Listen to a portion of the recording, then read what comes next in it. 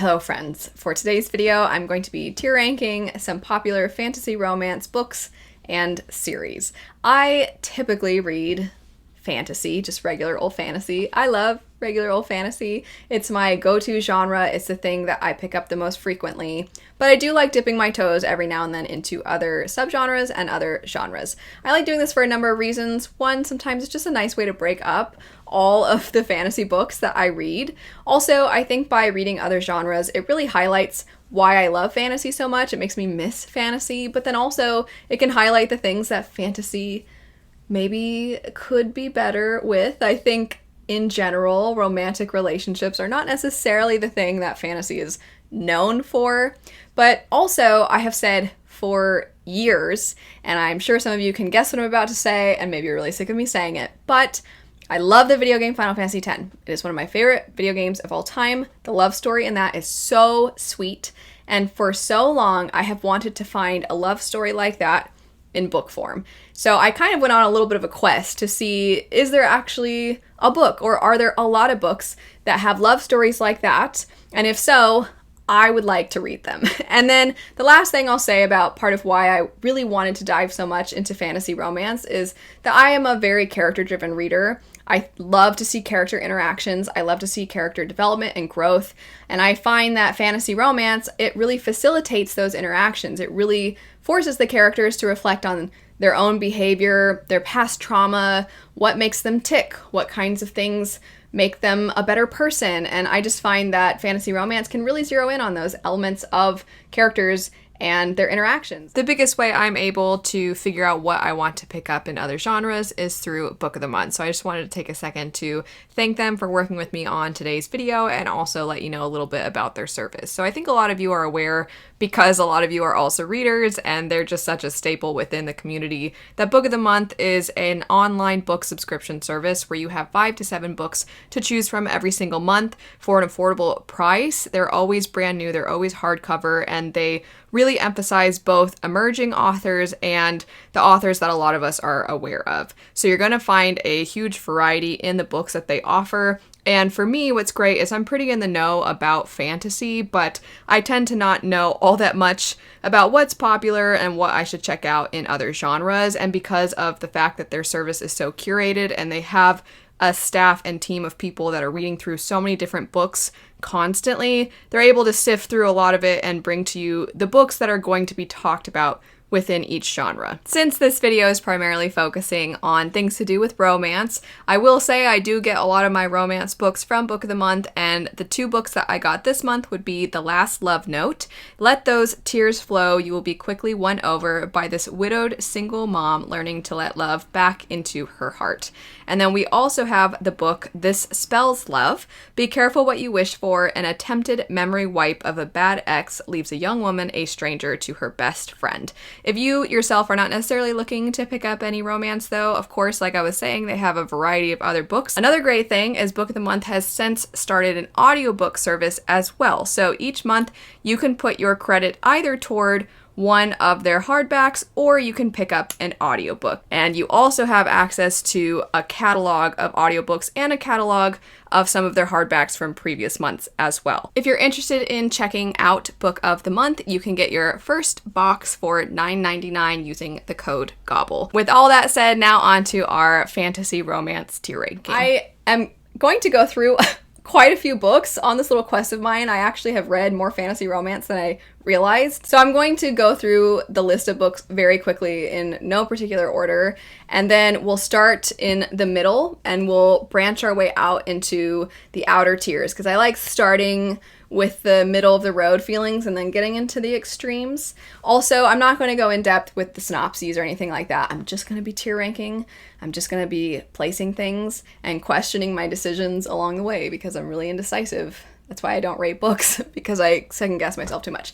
Like I said, in no particular order, we have An Enchantment of Ravens, Serpent and the Wings of Night, Cruel Prince, Daughter of the Moon Goddess, the Married to Magic series, the Bridge Kingdom series, the Regency Fairy Tales series, Paladin's Grace, Heart and Mercy, ACOTAR, From Blood and Ash, Fourth Wing, These Hollow Vows, Gild and Glint, For the Throne, Serpent and Dove, A Game of Fate, Encyclopedia of Fairies, Half a Soul, The Very Secret Society of Irregular Witches, This Vicious Grace, and the Once Upon a Broken Heart series. So any of them where I have read all the books or some of the books in the series, I will sometimes group the series together if they end up in the same tier. Other times I will break them up and put them in different tiers. I didn't necessarily always list the individual books, but sometimes I will be ranking individual books rather than the series as a whole.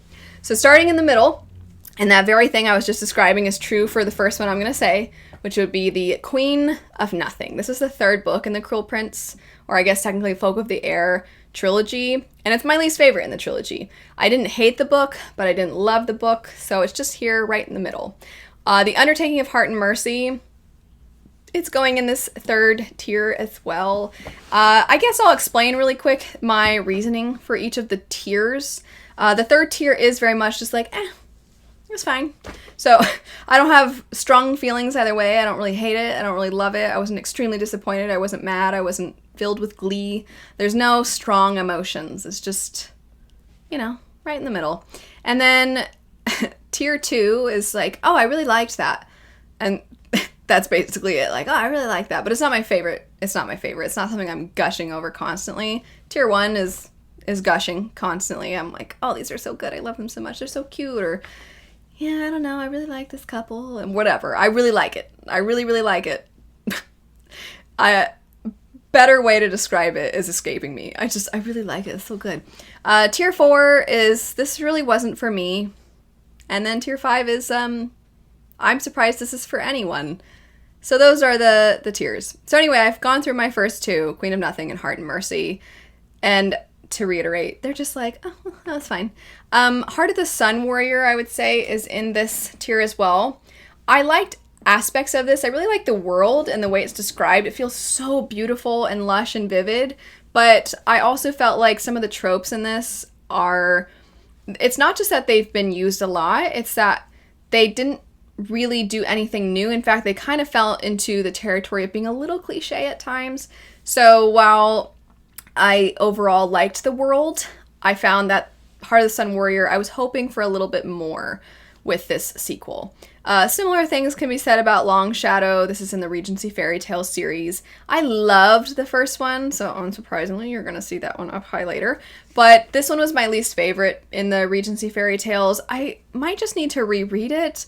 I just didn't really connect with the character. I didn't find I enjoyed the plot as much in this one. I just felt like there was distance, whereas in the other ones, I just felt so much closer to the character, and I felt like the relationships you saw them blossom a little bit more in the first two. And then part of Elise Kova's Married to Magic series, we have, I'm just going to call it Fae Prince. I don't always remember. It's what? Deal with the Elf King is the first one. I Dance with the Fae Prince. And then something with the Vampire Lord. I can't remember. But anyway, the Fae Prince, I believe the full name is A Dance with the Fae Prince. This is probably my least favorite in the Married to Magic series. I don't know if that's the popular opinion or very much the unpopular opinion. But this one, I just feel like it was a lot of them, just them like walking around. And I didn't really like the couple as much in this one. I just wasn't rooting for them as strongly, I suppose. And then last for tier 3, we have ACOTAR. I've said before, recently actually, in my popular authors' unpopular opinions video, my unpopular opinion is that ACOTAR is fine. I don't feel strongly either way, and it feels like everybody else does. Everybody else seems to hate this and think it is absolute garbage and that it's trash, or they treat it like it is the greatest thing to ever be gifted to mankind. And I don't feel either of those things. I'm just kind of like, it was a book, and I read it, and it was fine. Now we're going to go bounce between tier 2 and tier 4. So I'm going to alternate, and we'll start with tier 2. An Enchantment of Ravens. An Enchantment of Ravens was cute. It was a nice little love story. I'm going to stop swiveling, because if I was you, I'd probably be like, can you stop? It's making me dizzy. An Enchantment of Ravens was very sweet. And I have distinct memories of reading it, not... Actually, that's a lie. I was about to say not during the orchestra performance, or technically the singers when they were singing. But let me backtrack and give you some clarifications here. So I have performed in pit orchestras before for musicals. If you don't know, a lot of musicals actually have a live orchestra under the stage, and they're the ones playing the music that you're hearing that goes along with the singers. So I've played in pit orchestras before, and one of the great things about pit orchestras is that people can't see you. So every now and then you have a really long amount of doing nothing. You just sit there because there's a lot of dialogue or something, and you play through that music so much that you know exactly when those moments are going to happen. You don't even have to look at you don't have to listen, you don't have to look at your watch. You just like feel how much time it's going to take. And sometimes you bring a book. And that's what I did. I brought an Enchantment of Ravens, and I remember reading it. I remember very distinctly being like, gosh darn it, the monologue's about to end, and not wanting it to end because I wanted to keep reading. And I started this by saying I didn't actually read it during the performances. It was just during rehearsals, but that's not true. I read it during performances also.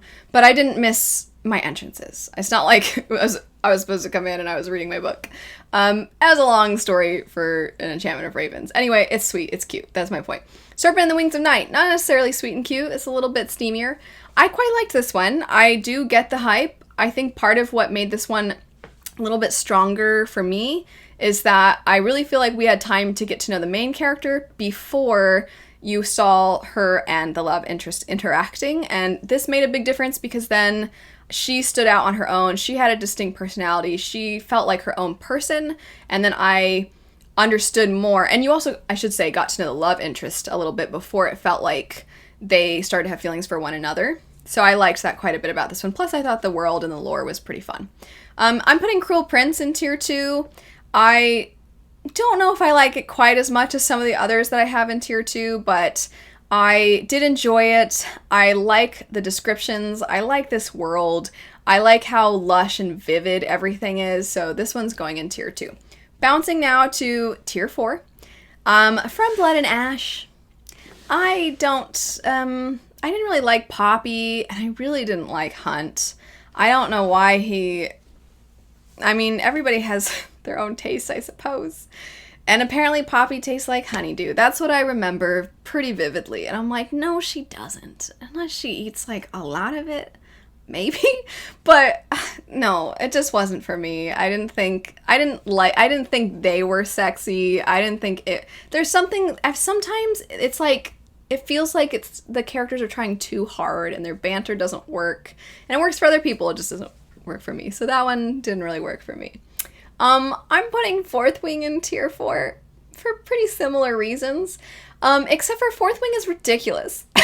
The stakes are just so dumb. The stakes are dumb, and the decision making at this war college is poor. They have poor decision making skills. So Fourth Wing is in tier 4. However, I want to say it's very entertaining. I would have liked maybe it to have gone through some more rounds of edits just so that, I don't know, I just think they say each other's names all the time, and I just wish certain scenes, like, I'm like, this is dumb. But it is entertaining. It's like, for me, this one is like reality. I'm stuck in this higher register of my voice. I'm sorry. It's like reality TV. I understand. To me, Fourth Wing is like the show Too Hot to Handle, where you're like, oh my gosh, this is dumb. But it's fun at the same time, where you're like, this is the most ridiculous thing.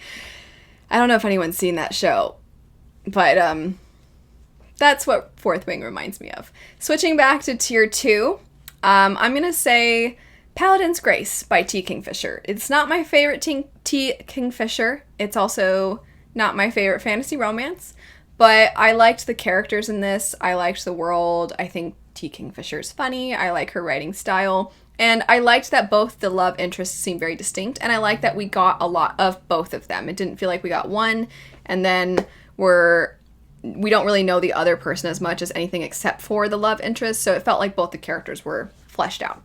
And then back to tier 4, we have These Hollow Vows and its sequel. I am grouping these two together rather than separating them. I did like These Hollow Vows more. I think These Twisted Bonds was just a little cliche at times, and I just felt like there is a love triangle. It was, in my opinion, quite predictable. I didn't really care for the relationship, it felt a little try-hard, kind of like what I was saying about From Blood and Ash, so just didn't quite work for me. Back to tier 2, I'm putting Daughter of the Moon Goddess. I almost feel like this doesn't quite belong in fantasy romance, but it is a love story in a lot of ways. I mentioned that the Sun Warrior was in tier 3 because as a sequel, it didn't quite deliver in all the ways that I was hoping for, but I did like Daughter of the Moon Goddess a little bit more than Heart of the Sun Warrior, and I said about the other one that I really loved the world and how beautiful it was. It just felt so radiant. So I'm putting that one in tier 2. Back to tier 4, we have Gildan Glint. I did not continue on with this series. I found that it's tough when you're trying to write a character who's so clearly been manipulated. And the reason it can be kind of tough is that I understood where she was starting and I could see like, oh, this is how you think. But I also felt like it was too similar to actually what you see with Feyre in the ACOTAR series. It just felt a little too copy-paste for me, so it kind of lost some of its impact because it felt like I'd already read that story. After that, sticking with tier 4, we have For the Throne and its sequel. I liked For the Throne more than its sequel. I'd actually say that For the Throne would probably go in tier 3, but its sequel, similar to These Twisted Bonds, I am categorizing these two together, and it put it down more into the tier 4 territory. I liked For the Throne. I liked its atmosphere. The second one, I thought it felt a little extra meandering. I didn't feel like it had as much direction. So I would definitely read more by this author. In fact, I have read more by this author, and I liked the next thing I read. For the Throne, though, it's just not one of my favorites. Last for tier 4, we have Serpent and Dove. I'm not mad that I read this. I think upon first reading it, I probably would have put it in tier 3. But the more fantasy romance I've read, the more I really feel like there's much better characters out there, plots out there, character interactions, all those things combined. I feel like there's a lot of books that do that better than Serpent and Dove. So I didn't hate it. I know some people really relentlessly make fun of it. I didn't hate it, but I also just didn't have any desire to keep it. I think that's a good way to put it. The last few for tier 2 is we have 10,000 Stitches. This is in the Regency Fairy Tales, and this one I thought was cute. I liked the way it dissected class, and I thought the relationship between the characters was quite sweet. I didn't think they had the most chemistry though, but they were quite adorable. And then Inadequate Air. This is one of the books in the Bridge Kingdom series. Inadequate Air has just happened to be my least favorite so far, but I still like the series and I still liked this one, but I feel differently about this one than the other Bridge Kingdom books, especially because the way it's set up. I feel like the Bridge Kingdom's first 2 books are kind of their own duology, and then this one feels like the first in another duology. I quite like the Bridge Kingdom though. This one just happens to be my least favorite, thus it's in tier 2. And then last for this tier, we have the other Married to Magic books, the Elf King and Vampire Lord. I like Vampire Lord, I think, the most of the 3. But I actually liked Elf King fine. I don't know, I enjoyed the main character quite a bit. I thought she had a lot of feistiness to her, but a lot of compassion as well. I didn't love the love interest, though. I thought he was a little inconsistent with his character, so that made it hard for me to root for them, because there were times that I was like, oh, they're cute, and there were times I'm like, ugh. So that's kind of probably what kept it from being more of a tier 1. Vampire Lord, I think that the vampires seem like they're making a comeback, but my point is just that I liked the vampire lore in this one, similar to Serpent and the Wings of Night. I liked the way that we were dissecting the things that we've seen with vampires previously, but then we're exploring how they fit into this world. And with Married to Magic, if you don't know, all of the books exist within the same world, they just follow different characters. So I liked how they fit into this greater world, but then also had their own specific tropes that you see utilized in regards to vampires. Let's go to tier 1 now and talk about some of my favorites. I'm sure a lot of you will know this already if you watch pretty regularly, but which one do I want to start with? Encyclopedia of Fairies.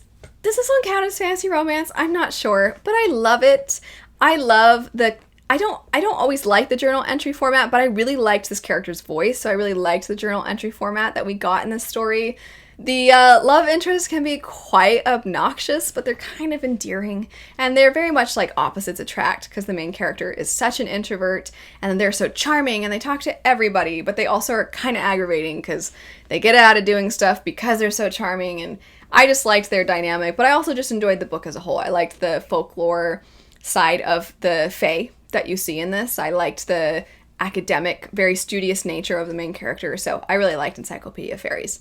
Half a Soul, this is one of the Regency fairy tales, and it is my favorite. It's the first in the series, so I think that's part of why the other ones just kind of went down, is because none of them for me were as good as Half a Soul, but I loved the main character, I loved the love interest, I loved the commentary that you got in this, I loved their relationship building. I just thought it was so sweet and so cute, so I really liked this one. Sweet and cute. The next one is The Very Secret Society of Irregular Witches. Sweet and cute is the best way to describe it. It's adorable. The whole book is just precious. I think it's so sweet and so lovely. I really liked the love interest. I liked their interactions. I liked the Grump Sunshine. And I loved how much both of them, part of what united them was how much they loved these little girls in the story, and the little girls are so cute. So anyway, that book is just so adorable. Let's go to tier 5. I have one book in tier 5. And it's A Game of Fate. That book is so ridiculous. It's so funny to me. It will forever and always be one of the funniest things I've ever read. But I didn't find it sexy. There's something about people wanting to have sex constantly that is not sexy to me. Because I'm like, I don't know. I need some buildup. I need, like, that makes it sound like I need it, like, in my own, in books, if all they want to do is it and with each other immediately and at all times, I'm just like, but there's more to life and there's more to people. So it's just goofy to me. It's just goofy. It was goofy. I still can't get over the rock, paper, scissors part. It's so funny. I've thought about reading the rest of the books in that series because it's so funny to me, but I'm not gonna do that.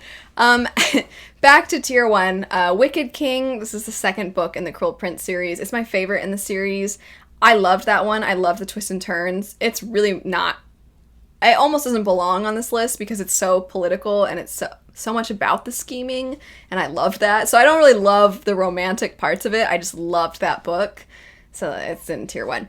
This Vicious Grace, I feel like this one is kind of understated in the fantasy romance circles, but I really loved the Sunshine Grump in this one, the bodyguard trope. I thought that the two characters were really cute, and I liked their banter. I loved their relationship. So yeah, I thought This Vicious Grace was great, and I thought the stakes felt real, and I also felt like the main character, I enjoyed watching her try to navigate how difficult her circumstances were. Bridge Kingdom and its sequel I put in the top. I do really like the series. I like political in my fantasy, so to get political with the enemies to lovers done well, I thought was quite fun to explore. And then Once Upon a Broken Heart and its sequel, these are like my guilty pleasure. I just think they're so cheeky and weird and self-aware and bizarre, eccentric. I have so much fun with them. I think that they're not everybody's cup of tea, but they're mine. I love them. I think they're great. And that's it for my tier ranking. I'm looking at tier 1 because part of what made me want to do this was so that I could figure out my tastes a little better. Like, what do I like? But I don't know because they're so different from each other. I know that what I don't like. I think that is easier to determine. I don't like the really obvious, like just super constant, I want to bang that person. That's just not as much for me. And I'm looking at my list and I'm like, that's a little bit more the lower tiers. And I think tier 2 and tier 3, I definitely have a soft spot for the sweet. I really like when couples are cute in stories. And then there's Cruel Prince up there, so that one's the oddball. But I like cute. I like when the fantasy elements are still there. I think Serpent and the Wings of Night is a good example. My point is basically, do you have recommendations for me? Because I would love, you all give very good recommendations. I have loved so many of the books that I've picked up because of you. And also I just want to say a big thank you to those of you that tend to lean more into the romance camp than the fantasy, because you're so nice. A lot of you are great. And one thing I really appreciate about the fantasy romance I guess you could say community, is that even when people talk about something they don't like, even when people kind of poke fun, I just think so many of you have such a great attitude, and I really appreciate it. It makes it so fun to talk about these books, because I just think everybody kind of has a good attitude toward it. So thank you. Thank you so much. I would love more of your recommendations. I would love to read things also too, just to feel like there's a little more connection, to read something that you really like. But anyway, thanks for watching if you've gotten to the end of this video. I really appreciate it. I hope you have a great rest of your day, and I'll see you later. Bye.